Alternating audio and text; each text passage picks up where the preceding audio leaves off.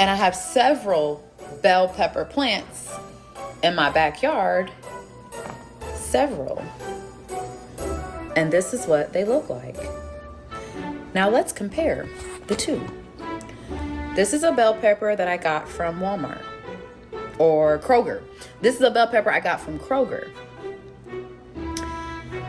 And this is a bell pepper that I grew in my garden. No pesticides, no chemicals, just water, cow manure, dirt, and sun. This is a pepper that I grew. This is the one I grew. Peep the size.